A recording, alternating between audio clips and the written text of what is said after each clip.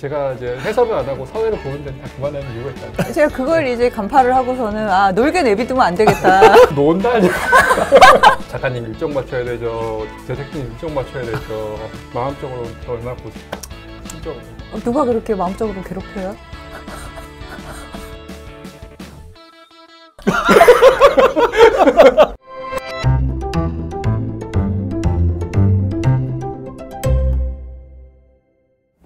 저희 이제 본격적으로 촬영의 메인 회차가 되지 않을까 싶은 생각이 있는데요. 슈만과 클라라에 대해서 이제 얘기 나눠보고자 합니다. 경기필 저희 뭐 영상이라든지 공연 검색하니까 네이버 카페죠. 대표적인 클래식 카페 슈만과 클라라. 뭐 여기도 이제 누가 저희 영상 소개해 주신 분들이 계시더라고요. 그 감사해가지고. 저도 거기 회원인데. 아 그래요? 네. 저도 회원이에요. 근데 대부분 클래식 하시는 분들은 회원인 것 같아요. 그렇죠. 저도 가입해야겠네요. 아 가입 맞아요. 네, 아직 안. 네. 네이버? 네. 네, 네이버 슈만과 클라라. 정말 기자님 혹시 악플 다신 분들은 좀 삭제 좀 부탁드릴게요. 가입하신다고 하시니까. 오늘 당장 가입하겠습니다. 네. 사실 슈만과 클라라라고 통칭해서 얘기할 정도로 어떻게 한 작곡가의 와이프가 꼬리표처럼 따라다니는지 정말 궁금할 정도인데 어떻게 도대체 슈만이 클라라를 만나게 됐는지. 일단 두 사람이 만나게 된 거는 슈만이 피아니스트가 되겠다고 결심을 한 이제 거기서부터 시작이 되는데 다시 피아노 연습을 해야 하니까 당시 되게 유명한 피아노 스승이었던 프리드리히 비크라는 교수를 찾아가요. 그래서 이제 그 사람 밑에서 피아노를 배웠는데 비크의 딸이 클라라 비크라 그래가지고 이제 훗날 슈만의 아내가 된 거죠. 이제 거기서 만나긴 했는데 처음에 만났을 때는 그냥 꼬맹이라고 생각을 했고 왜냐하면 나이 차가 되게 많이 났고 그 순애보를 얘기를 하는 게 저는 되게 의미가 없다고 생각을 하는 게 슈만은 되게 그 여성 편력이 화려한 남자였어요. 그리고 사창가도 되게 많이 다니고 정신병 때문에 죽게 된 것도 사창가 다니면서 매독이 이제 뇌에 터져가지고 그렇게 해서 사망을 하게 된 건데 그때 당시 사귀던 여자친구가 초대를 해가지고 간 살롱 음악회에서 이제 클라라의 연주를 보게 된 거예요. 근데 너무너무 연주를 잘하는 거죠. 그래서 거기서 반했어요. 클라라한테. 아 그게 프리드리히 비크 문화생으로 들어가기 전? 들어간 다음에 클라라를 만났지만 보자마자 사랑에 빠졌던 것은 아니고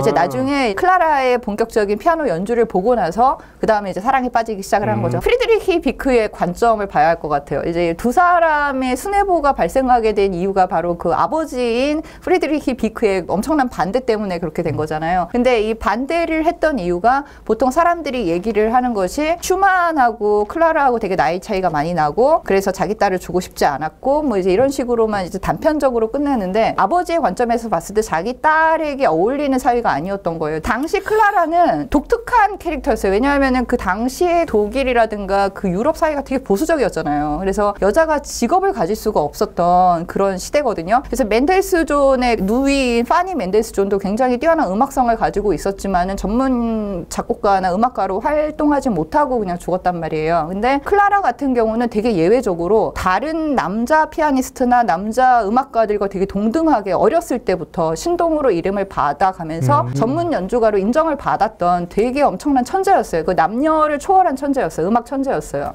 이제 그런 어떤 천재성을 알아본 아버지가 딸을 갖다가 되게 혹독하게 이렇게 훈련을 시키고 딸의 어떤 행동이라든가 어떤 거취를 갖다 통제를 해가면서 유럽 최고의 연주자로 이제 만들어 놨는데 그렇게 만들어 놓고 나니까는 갑자기 듣보잡인 슈만이 나타나가지고는 결혼하고 싶습니다. 결혼을 허락해 주세요. 이제 이러고 나타난 거죠. 일단 슈만은 그때 당시 지금 얘기했던 그 문란한 여성 편력 이것을 갖다가 프리드리히가 이미 알고 있었어요. 그래가지고 클라라한테 너는 저 남자를 사귀면은 원 오브 댐이 된다. 저 남자는 되게 보수적인 남자다. 너의 그 뛰어난 어떤 음악 활동이나 이런 것에 전혀 도움이 안 되는 사람이다. 이제 그러면서 극구 반대를 한 거죠. 프리드리히 비크가 클라라가 어렸을 때 부인이랑 이혼을 했거든요. 클라라의 모든 어떤 사생활이나 이제 삶 전체를 갖다가 이제 프리드리히라는 아버지에게 통제를 받고 있었는데 나이가 들고 이제 어른이 되면서 아버지의 간섭이 귀찮아진 거예요. 깝깝해진 거죠. 그래서 여기서 벗어나고 싶은데 당시에 벗어날 수 있는 유일한 출구가 다른 남자한테 시집을 가는 거였어요. 조금이라도 나이가 많은 사람한테 가는 게 이제 아버지로부터 간섭에서 더 벗어나기 쉽다고 생각을 했을 것이고 그리고 이제 자기 아버지의 제자였기 때문에 자신에 대해서 많이 알고 그리고 뭐 어쨌든 음악적으로 서로 통하는 게 있었겠죠. 아 나는 저 남자한테 시집을 가야겠다라는 생각을 하면서 사실은 이제 클라라의 입장에서는 뭔가 사랑의 완성이라든가 이제 이런 부분을 떠나가지고 아버지로부터의 어떤 독립 플랜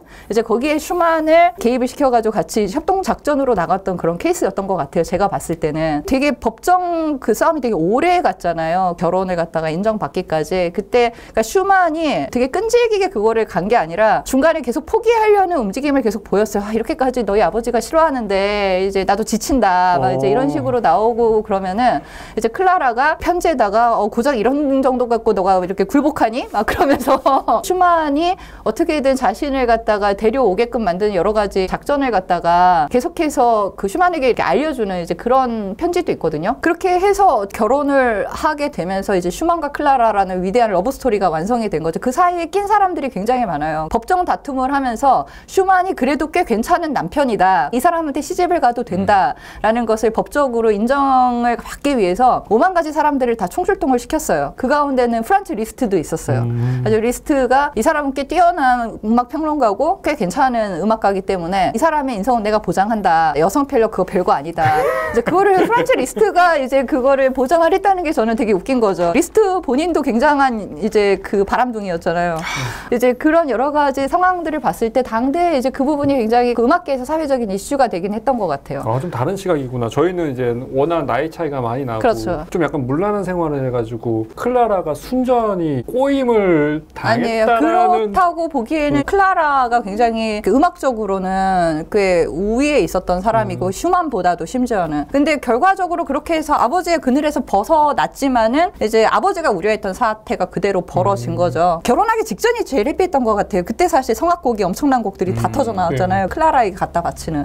근데 결혼을 하고 나서는 클라라의 음악 활동을 갖다 처음부터 반대하진 않았거든요. 그래서 그 당시에 투어 활동을 계속 다닌다 그랬잖아요. 유명한 음악가들은 다 이제 전 세계 유럽의 각국의 도시들을 다녀야 하는데 이제 슈만이 계속 쫓아다닐 수밖에 없었던 거죠. 근데 같이 쫓아다니면서 뭔가 이제 자기가 비루해지는 거예요. 슈만하고 클라라가 되게 재밌는 게 서로 일기를 쓰고 그 일기를 서로 주고받았대요. 그러니까 나도 음악가인데 명색이 내 와이프의 매니저는 해주고 앉아있냐 푸념하는 그런 내용들이 이제 거기 다 적혀 있어요. 그 다음에 이제 클라라가 되게 다산했잖아요. 그 애를 낳고 나서 이제 활동을 하기가 힘들고 그리고 저기 남편이 이제 자기 때문에 자꾸 기가 죽으니까 스스로 이제 경단녀가 된 거죠. 자기가 선택을 한 이제 남편 기도 세우고 애도 좀 키워야겠고 애 키우면서 돌아다니기 힘들고 이제 그러니까 그래 그럼 남편 네가 한번 본격적으로 벌어와 봐. 그러면서 집안에 들어갔는데 남편이 잘 벌었나요? 그럼에도 불구하고 클라라의 명성은 클라라는 정말 진짜 피아니스트로 정말 파가니니 심지어 반주도 그렇죠. 했었어요. 네, 파가니니 반주를 했어요. 네, 파가니니가 너 나랑 투어 다니자. 그러면은 파가니니 그렇게 막 그런데 뭐 그 피아니스트 그 테크닉 제가 무슨 말씀인지 아시죠? 당시의 명성으로 따지면 뭐 슈만은 그렇죠. 듣보잡인 거죠. 듣보잡이죠. 네. 그러니까 내 딸을 네가 거기다가 이제 그 건반이 파가니니가 되겠다고 했는데 늦게 시작을 해가지고 더 열심히 연습을 하겠다고 이상한 기계 만들어서 그렇게 손에다가 해서 그 돌멩이 그래가지고 그거 너무 무리하게 연습하다가 이렇게 왼손인가 오른손 약지가 좀 이렇게 마비가 됐어요. 그래서 피아니스트로서도 이제 활동을 못하고 그래서 작곡가로 돌아선 거거든요. 여러 가지로 좀 뭔가 콤플렉스의 찌질이 남자? 제게는. 그래서 그때 만약에 다산하지 않고 한 명 아니면 두 명 그렇게만 하고 지휘자님 본인이 뭐 출산한 거 아니니까. 그렇죠. 그렇긴 한데 출산이 몸에 너무 안 좋아요. 그러니까 몸에 안 좋다고 하더라고요. 너무너무 몸에 안 좋아요. 출산이. 이때 클라라 작곡도 했었나요? 작곡도 되게 많이 했었고 그 작품들이 요새 조금 조명을 받기 시작을 했어요. 이게 여성에 대한 어떤 작곡가들을 새로 조명을 하면서 스케일이 큰 교향곡이나 이런 건 아닌데 실내악이랑 피아노 작품들은 되게 아름답고 그 당시 되게 충실한 곡들이 되게 많아요. 그래서 그 곡들만 따로 이렇게 연주회를 한번 작년엔가 한 적도 있는데 되게 곡들이 진짜 아름답더라고요. 한국에서도 심심치 않게 클라라가 결혼하기 전 클라라 비크 때 작품을 보통 연주하는 거예요? 아니면 클라라 슈만 결혼 이후에 이전에도 작곡을 했었고 이후에도 작곡을 했었고 왜냐하면은 나중에 이제 슈만이 정신병 걸려가지고 경제를 갖다 책임지지 못하는 상황이 되니까 경단녀에서 다시 이제 재기를 했거든요. 이제 병든 남편까지 자기가 다 이제 연주 활동하면서 다 먹여 살리는 정말 그 시대에 볼 수 없었던 정말 최고의 슈퍼우먼이었어요 그 여자가. 그리고 아주 10대 때 만났죠. 아주 어렸을 때 만나가지고 슈만을. 그러니까 이거 거의 클라라 슈만이라고 해도 마찬가지. 왜냐면 클라라 비크 때 그 작곡에 남편의 영향을 받을 수밖에 그렇죠. 없어. 슈만의 예, 영향을 예.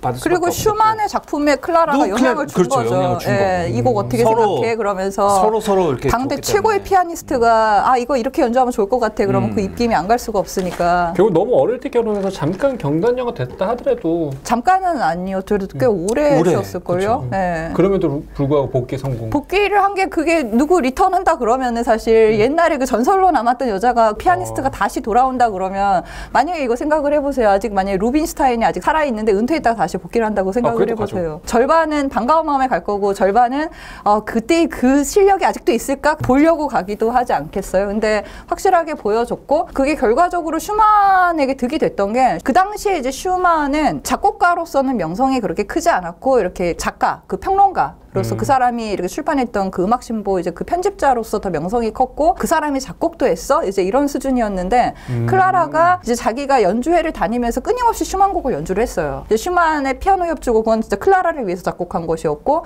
이런 곡들을 갖다 계속 연주회를 다니면서 슈만이 이제 작곡가로서 명성을 갖다가 세워지게 된 거죠. 클라라가 없었으면 지금의 슈만도 없었어요.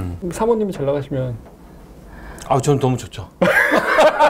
미묘한 문제인 것 같아요. 그러니까 저는 예술가가 아니어서 모르겠는데 예술가들이 서로 같이 한 집에서 살 때 그게 꼭 부부가 아니더라도 뭐 형제라든가 자매라든가 아니면 연인이었을 때 이제 그냥 이렇게 좋아하는 감정만으로 그들의 관계가 계속 유지가 안 되는 것 같더라고요. 그거 갖고 물어보려고 했어요. 본인이 바이올린하고 악장이 바이올린 계속 하고 있었어. 그러니까 어렸을 때부터 같이 바이올린. 그러면 셈 났을 것 같아요. 셈 났을 것 같아요. 셈 당연히 나죠. 정명수님 가족 또 이게 좀 이렇게 악기를 그래도 이제 그분들은 자기들이 알아서 갈라치기 한. 그래요? 네, 그러니까는 정명훈 선생님께 말씀을 들었는데 다들 처음에 피아노를 시작을 했다가 음악 하시는 분들이 5명인가 그랬어요. 근데 다 다른 악기를 갖고 가신 게 선택한 악기에서 서열이 정해진 거죠. 이거는 내가 얘보다 더 잘 못해. 그러니까 난 딴 악기 할게 이러면서. 네. 제 동생도 저희도 같이 그냥 피아노로 시작을 했었어요. 네. 전 첼로로 했구나. 그게 자연스럽게 이렇게 원하는 악기를 악기로 찾아가구나. 찾아가게 되더라고요. 그렇다고 하더라고요. 그러면 악장님하고 지휘자님하고 같은 악기를 했으면 더 못했으면 질투했을 것 같고 지휘자님하고 사모님하고 같은 악기를 했으면 질투했을 것 같아요. 글쎄요. 근데 지금 생각을 해보면 그런 부부 있잖아요. 네. 같은 악기 하시는 부부들. 악장님은 질투했을 것 같은데 사모님은 질투 안 했을 것 같다. 뭐 같이 질투했다고. 예술적인 그 부분은 전에 이제 클라라 비크 음악을 잠깐 소개를 아까 해드리고 전에 싶어요. 그거. 네. 피아노 협주곡이 이제 있어요. 클라라 작곡한 13살에 작곡했는데 A 단조거든요. 그런데 슈만의 피아노 협주곡도 A 단조. 네. 클라라 협주곡을 들어보시면 1악장이랑 3악장을 들어보시잖아요. 그러면 조금 약간 쇼팽의 냄새가 좀 나요. 섬세하고 따라리라라 따라라 그 꾸미문 같은 거 그런 거 그다음에 띠라리라리라 3도 이렇게 가는 그런 병행 3도 그런 것들이 전부 다 조금 약간 쇼팽의 영향이 그리고 2악장 같은 경우가 조금 특별한데 거의 오케스트라가 안 나오고 그냥 피아노 독주 20몇 마디 30몇 마디를 하다가 첼로 솔로 가 이런 식으로 나와요. 첼로 솔로 정말 멋있어요. 그리고 나서 이제 3악장으로 가는데 여성 작곡가라고 해서 이제 조금 약간 곽광을 못 받았었던 것 같아서 이제 그 음악을 들려주기 위해서 그 음악을 내 음악을 관객들한테 청중들한테 들리기 위해서 조금 일부러 화려하게 좀 쓰지 않았나 네, 그런 얘기도 있고 그 다음에 이제 또 소개시켜드릴 그 가곡이 있는데요. 클라라 슈만 가곡을 고등학교 때 조금 공부를 되게 빨리 오퍼스 12하고 오퍼스 13이 있는데 제 와이프가 아는 거예요. 한국에서 심심치 않게 그러니까 성악가들이 굉장히 많이 그걸 부르나 요즘. 네. Liebst du Schönheit라고 하는 그런 곡이 있는데 말로도 같은 시인의 시로 작곡을 했어요. 그래서 클라라 슈만의 Liebst du Schönheit 그다음에 말러의 Liebst du Schönheit 이 두 곡을 한번 같이 들어보시면 비교해서 들어보시면 너무 좋을 것 같아서 그거를 한번 클라라 슈만의 어떤 작곡가로서의 역량도 기존의 작곡가에 크게 뒤처지지 않는다고 볼 수 있는 건가요? 그렇죠. 저는 굉장히 아주 여성 작곡가로서는 정말 아주 표본이죠. 클라라 슈만이. 여성을 떼도 그렇죠. 네. 클라라 슈만 전에 여성 작곡가 파니 멘델스존 같은 사람들. 그도 이제 작품이 그럼 오히려 여성이란 성별 때문에 저평가를 받은 거네요. 그러니까 연주자로서도 사실은 활동하기 힘들었던 게 이제 당시 여성인데 그거는 극복을 했고 작곡가로서 자신을 드러내지 못했던 거는 이제 당시 그 보수적인 사회도 있었지만은 남편 눈치를 보던 게 있었던 것 같아요. 그랬던 것 제 같아요. 생각에. 예, 그러니까 내가 이것까지 남편보다 앞서 나가는 수 있는데 그리고 막 그 진짜 아까 말씀하신 다산이었잖아요. 너무 아이들 육아 때 그래서 사실 그거를 만약 없었었더라면 지금 클라라 슈만의 곡들이 우리가 아버지의 말씀을 들어야 하는 거였어요.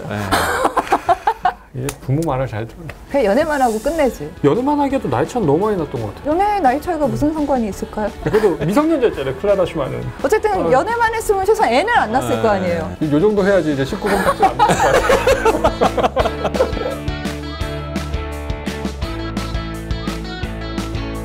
요즘에 애들이 더 마스크를 더 많이 써요. 좀 안타까워요.